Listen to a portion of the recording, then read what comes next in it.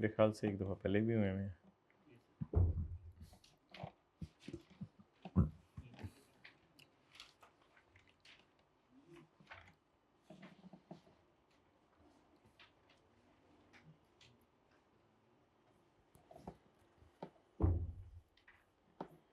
चलें ये पढ़ते जाएं।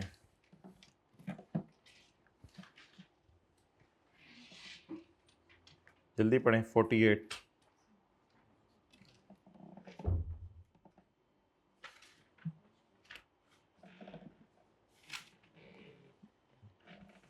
जी टिक करवाएं।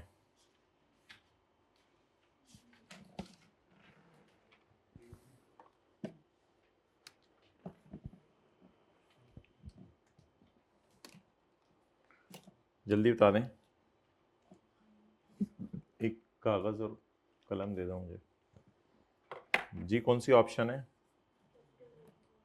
जी good, capital work in progress. इसको आपको देखना पड़ेगा जाके यहाँ से।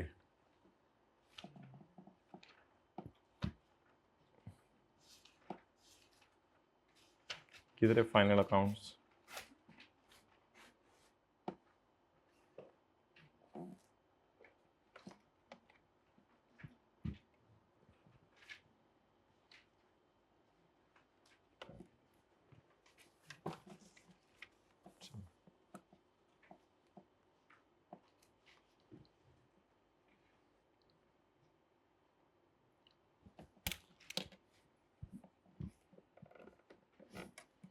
जी भाई ये देखें,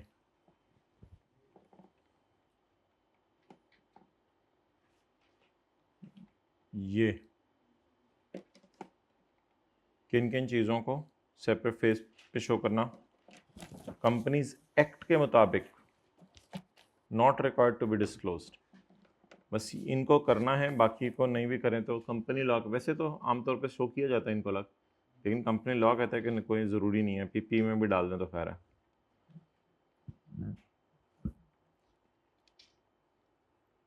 all public interest companies must follow the requirements of fourth schedule. भाई ये तो गलत है। पब्लिक इंटरेस्ट कंपनीज ने तो क्या फॉलो करना होता है? क्या फॉलो करना होता है? Fifth schedule.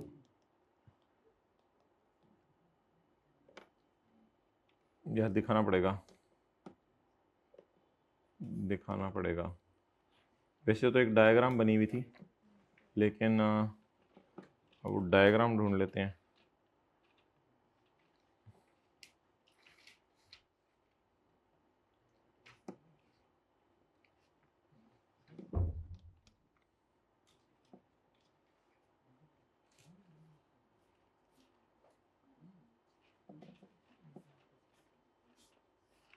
किधर है फाइनल अकाउंट्स? भाई डायग्राम अब देख लीजिएगा फिर।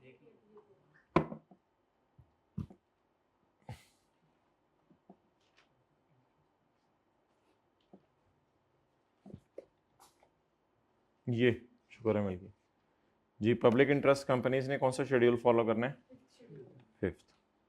अच्छा अब जरा दूसरी रिक्वायरमेंट पढ़ें।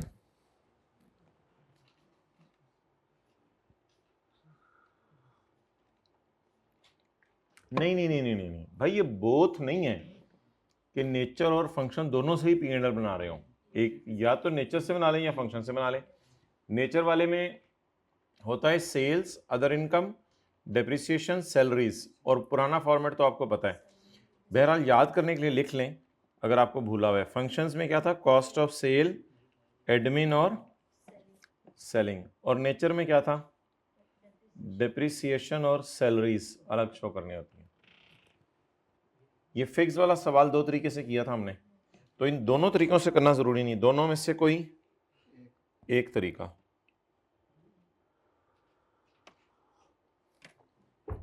जी पढ़े भाई।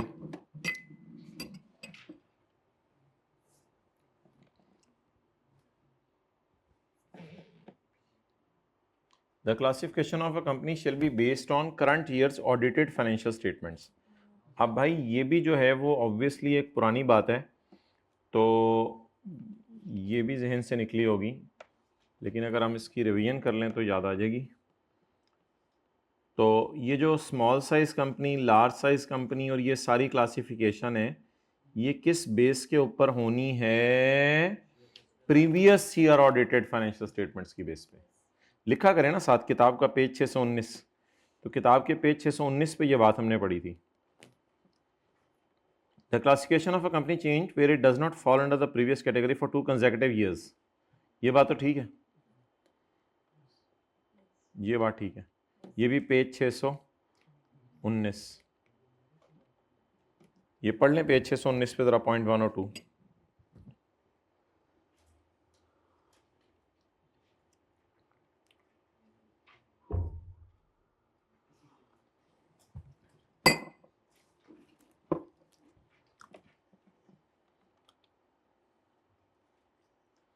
Okay,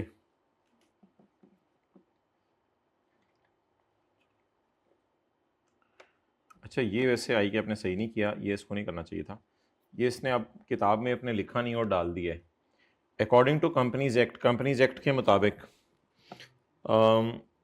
analysing expenses in statement of P&L required to be presented using nature of expense only, function of expense only, function of expense with additional information on nature. अब कंपनी लॉ ये चाहता है, ये आपको अब याद ही करना पड़ेगा, ये किताब में उसने लिखा नहीं हुआ। कंपनी लॉ ये चाहता है कि इस तरह वाला P&L बनाएं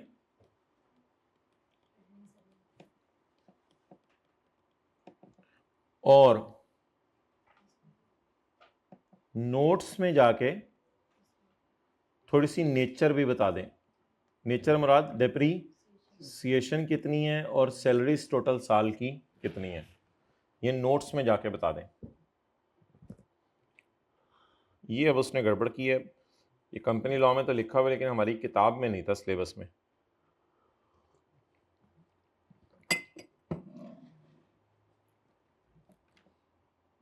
तो that is not a revision, that is new concept for you.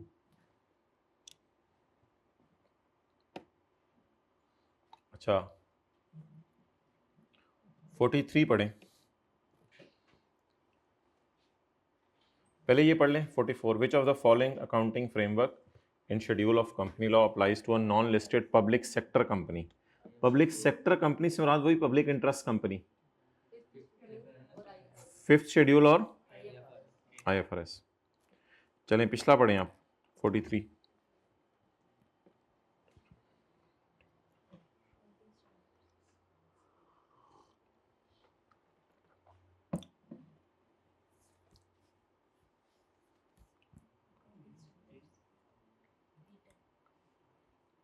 आपका क्या ख्याल है, ICAP अकाउंटिंग रूल्स बनाता है पाकिस्तान में?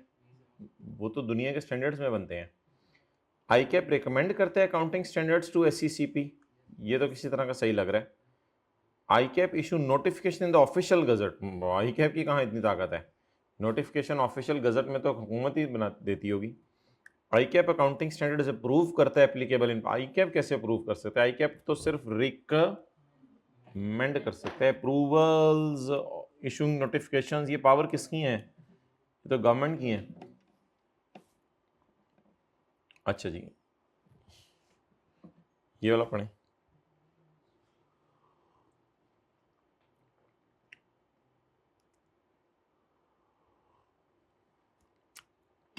A लिमिटेड इज अ, इधर लिख लेना अनलिस्टेड ताकि options, unlisted company, it is the parent of B limited and B limited is a listed company.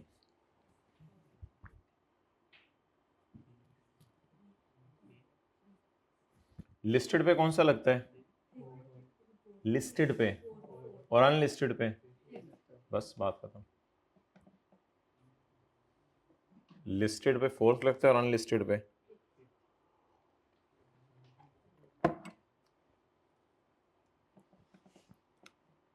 चलेंगे आगे।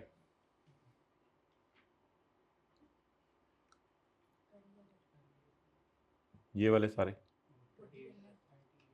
नहीं, इसकी ज़रूरत नहीं है, ये वो पास पेपर क्वेश्चन 10 है, my dear, past paper question 10 है जो मैंने क्लास में कराया था। New most sophisticated machine was traded in with a new machine, calculate the amount. Past paper question 10 से उठाया हुआ इसने, तो एज इट इज उठा के उसने यहाँ डाल दिया हुआ है। ये भी IS 12 उधर किया हुआ है, इनकी भी ज़रूरत नहीं। अच्छा जी, ये किया हुआ है 35। चलें 35 बताएं।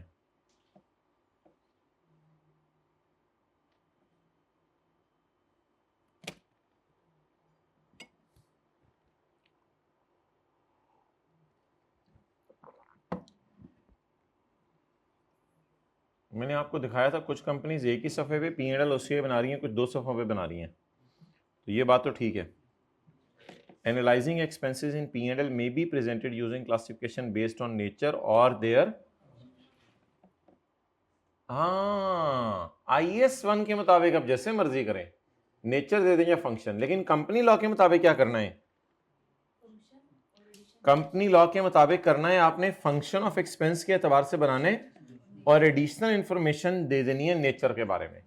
लेकिन IS 1 के मुताबिक दोनों मेथड लगाने हैं या दोनों में से कोई एक? दोनों में से कोई एक भी हो गया चलेगा जी। 33,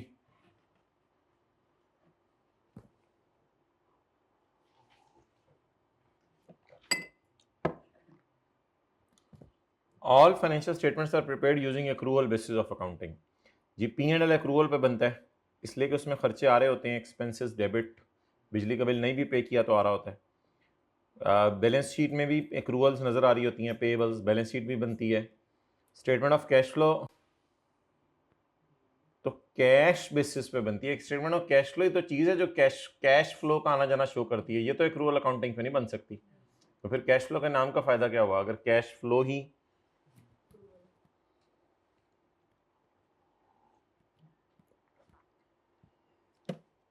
ओके। रिक्लासिफाई करते थे कंपैरेटिव अमाउंट्स को किस स्टैंडर्ड में? FR 1 में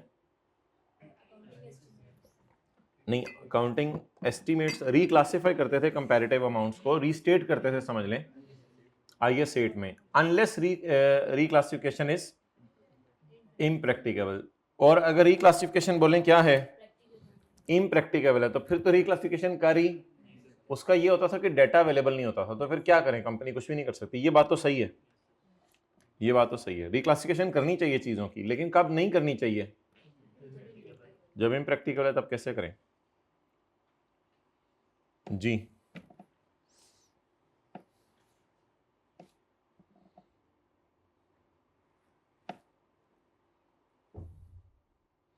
P&L is the total of income less expenses including components of OCI। P&L में तो नहीं OCI की चीजें जाती। An entity shall present with equal prominence all financial statements। हाँ सारी प्रोमिनेंट होनी चाहिए, कोई छुपा के तो नहीं देनी चीज। ये तो ठीक लग रहा है, इसमें क्या मसला है?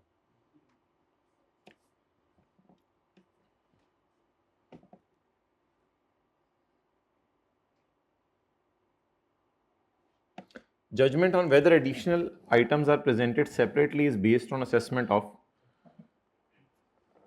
क्या एडिशनल आइटम्स सेपरेटली शो करने चाहिए? Nature of liquidity of assets, nature of liquidity of assets सामने रखो। Nature of liquidity of assets my dear ये होती है कि कैश तो बहुत ही लिक्विड होता है, डेटर उससे कम लिक्विड होते हैं, क्योंकि डेटर से तो पैसा लेने के लिए जाना पड़ेगा और कैश वेरी लिक्विड है। तो ठीक है, नेचर ऑफ लिक्विडिटी के एतबार से एसेट्स को सेपरेट करते हैं हम, अच्छी बात है, करते भी हैं। फंक्शन ऑफ एसेट्स, हाँ प्रॉपर्टी प्लांट इक्विपमेंट का और फंक्शन है, बायोलॉजिकल एसेट्स का और फंक्शन है, ये भी हम अलग अलग करते हैं। टाइमिंग के एतबार से भी लाइबिलिटीज को आगे पीछे करते हैं। टाइमिंग 1 साल से ज्यादा वाली को नॉन करंट में और 1 साल के अंदर वाली को करंट में। फाइनेंशियल स्टेटमेंट के सफ़े पे जगह जरा खत्म हो रही है, उसकी बेस पे फिर देख लेंगे कि इसको अब सेपरेटली प्रेजेंट, अगर जगह खत्म हो गई है तो फिर सेपरेटली प्रेजेंट ना करेंगे, जगह है उस सफ़े पे तो तो ये पॉइंट डी सही है, ये तो बोंगी सी है। कहते हैं अगर सफ़ा जगह खत्म हो गई है तो PP, biological asset, investment property सबको इकट्ठा शो कर दो। अब ये तो कोई बात नहीं, ऊपर आते आते जगह खत्म होगी तो करंट एसेट्स के बस एक ही नाम डाल दो, करंट एसेट। ओके करें जी 30।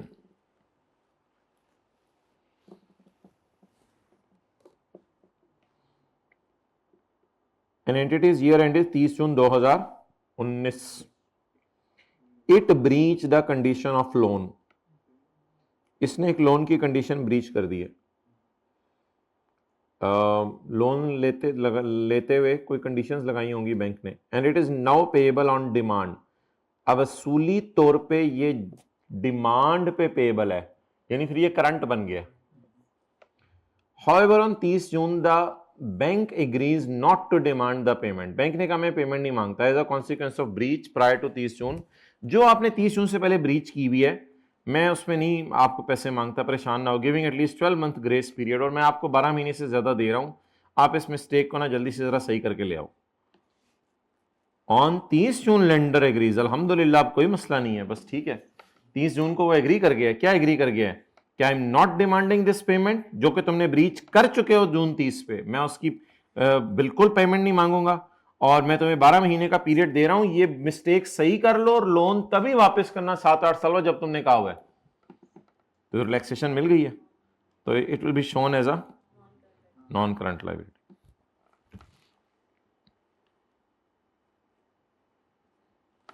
An entity year end is 30 June when it has a long term loan due on February 29, 2020।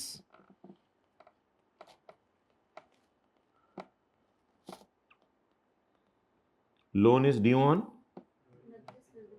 29 February 2020। The loan is refinanced, refinance का क्या मतलब है?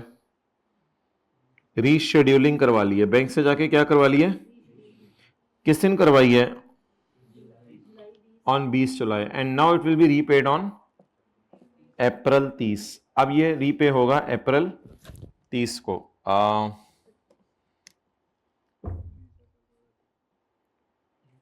30 अप्रैल 2025 को।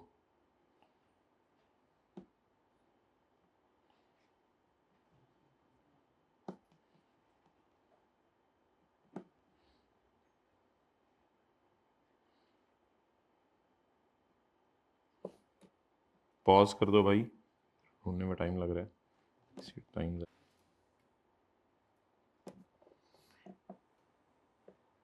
ये जी लिख लें page 601। If an agreement allowing repayment to be delayed beyond 12 months, अगर एक एग्रीमेंट पेमेंट को 12 महीने से बाद वापस करने का हुआ है, is obtained after year end, then क्या करें? दिस वुड बी इसको करंट में ही पड़ा रहने दें और इसको डिस्क्लोज कर दें।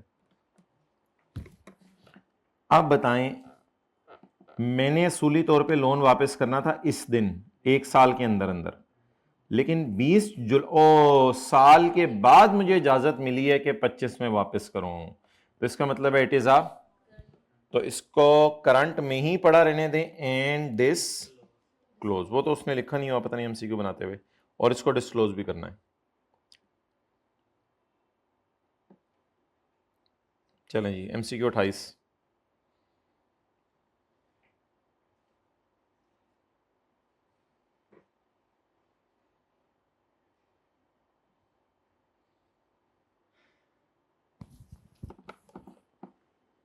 Which of the following is appropriate statement regarding compliance?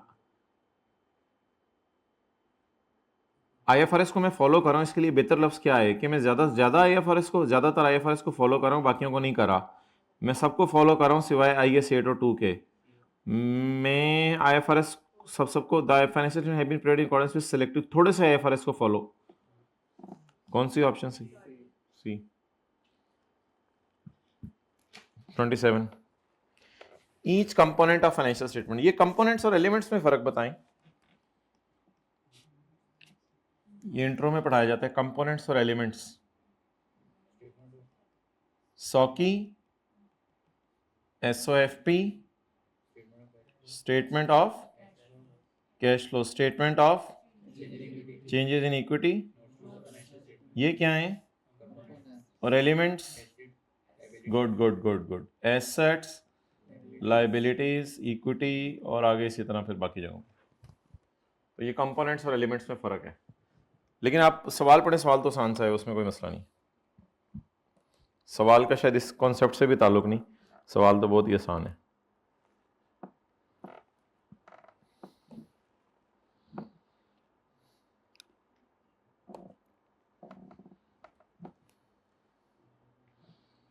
Each component shall be identified in addition to the following information, नाम आना चाहिए, name of chief account, name of chief accountant तो नहीं आता ना, each component of financial statement पे chief accountant का नाम आना चाहिए।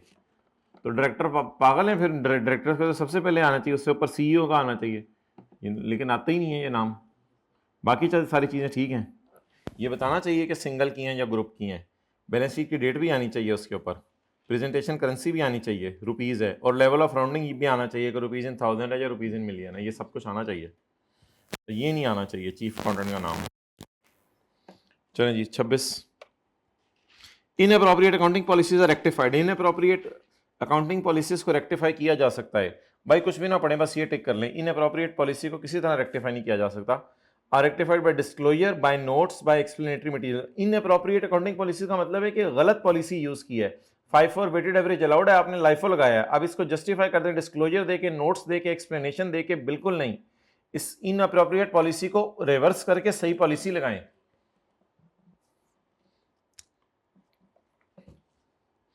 What are the equity dividends paid. Equity dividend जो पे किए जाते हैं, जो मिलते हैं वो तो अदर इनकम में जाते हैं, जो पे किए जाते हैं वो कहां जाते हैं, statement of changes in equity के अंदर।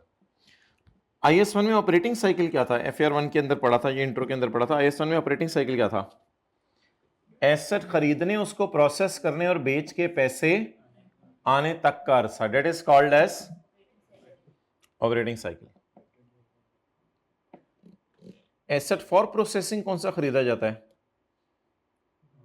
Raw material. Asset for processing, उसके खरीदने से फिनिश गुड्स के बेचकर कैश आने तक के अरसे को क्या कहा जाता है, तो डिलीवरी ऑफ फिनिश गुड्स में एक चीज मिसिंग है ना, फिनिश गुड खरीदोगे तो बेचोगे, साइकिल तो पूरा नहीं हुआ।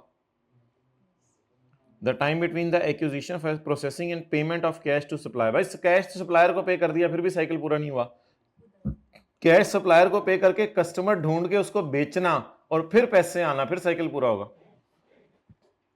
अच्छा जी, डिलीवरी ऑफ फिनिश गुड से चक्कर पूरा नहीं होगा जब तक कि वो पैसे ना दे जाए। तो साइकिल पूरा होने में दो चीजें हैं, रॉ मटेरियल खरीदने से लेके फिनिश गुड बेच के कैश आना, ये साइकिल है जी। पॉइंट 23,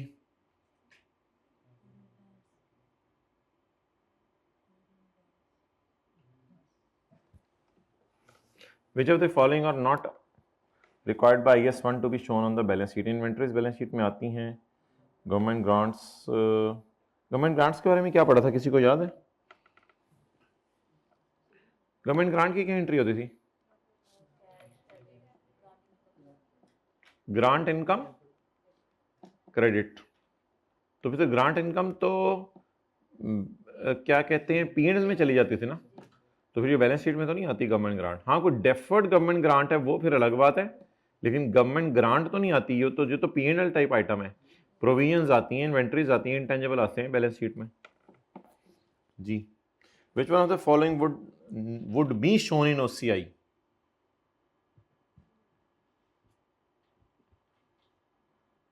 अच्छा ये ना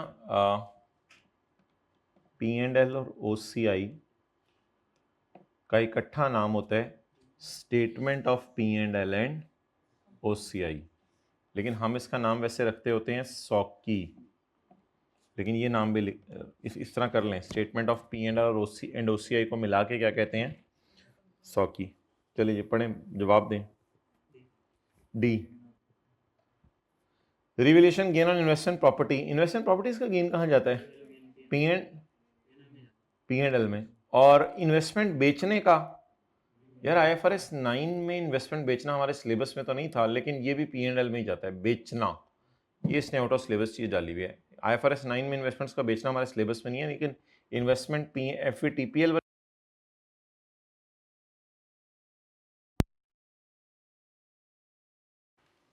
अच्छा जी, हम ये बात करते हैं स्टेटमेंट ऑफ P&L और OCI को मिक्स करके SOCI कहा जाता है। इन्वेस्टमेंट प्रॉपर्टी का बेचना जो है वो बिल्कुल सॉरी रीवैल्यू करना P&L में जाता है। Profit on sale of investment IFRS 9 की चीज़ है जो हमारे सिलेबस में नहीं है, बहरहाल इसका बेचना भी P&L में जाता है। गवर्नमेंट ग्रांट आपने IS 20 में पढ़ा हुआ है, P&L में जाती है।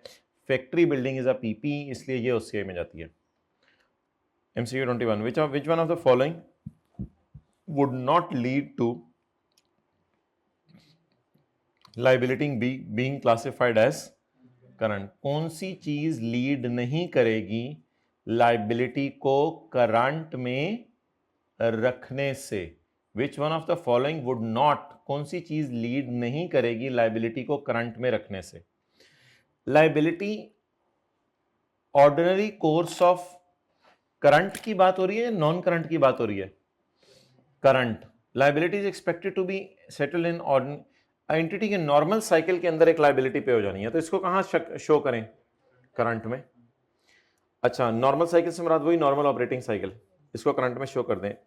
पॉइंट बी, लाइबिलिटी इस साल अराइज हुई है, इस वजह से it will not be classified as current.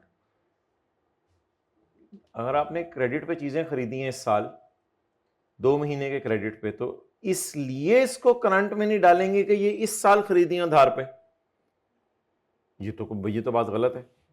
अगर आपने लोन लिया है मार्च में कि मैंने मई में 2 महीने बाद वापस कर देना है, तो the liability arise during the year, इसलिए कि साल लोन लिया है, मैं तो नहीं इसको करंट में डालूंगा, ये तो बिल्कुल भोंगी है। अच्छा, अब बताएं which one of the following would not lead to liability being classified as current? तो क्या चीज ऐसी है, आप कौन सा ऑप्शन टिक करेंगे? B, the liability is held for trading. अगर लाइबिलिटी ट्रेडिंग के लिए तो इसको करंट में डाल दें। और D, the liability is due to be settle within 12 months. अगर 12 मंथ्स के अंदर है तो इसको भी क्या कर दें? करंट में डाल दें। और दोबारा पढ़ें, liability has arisen during the year, अगर इस साल आई है तो इस वजह से करंट में ना डालूं या नॉन करंट में डालूं, ये तो कोई बात नहीं है, वो तो लाइबिलिटी इस साल जो आई है करंट भी हो सकती है और नॉन करंट भी हो सकती है। Which of the following body decides an accounting rules that must be applied by companies? Okay. Which of the following body is responsible for recommending accounting standards for notification by SCCP? कौन सी body SCCP को मशवरा देती है कि ये standard लगा लो? ICAP। शुक्र है पाकिस्तान क्रिकेट बोर्ड नहीं लिखा हुआ था। IFRS 15 के MCQs निकालें।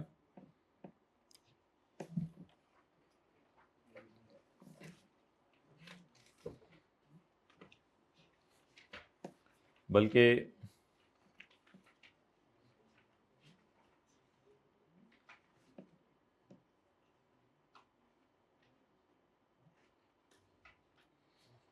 ये वाले तो हो गए थे, एक दफ़ा MCQs का जो हुआ था टेस्ट, उसमें डाल दी थी ये चीज़ें। फिर भी कोई रह गया हुआ तो डिस्कस कर लेंगे, ये वॉल्यूम 2 के अंदर है। ठीक है, जाए। ओके, अल्लाह हाफ़िज़।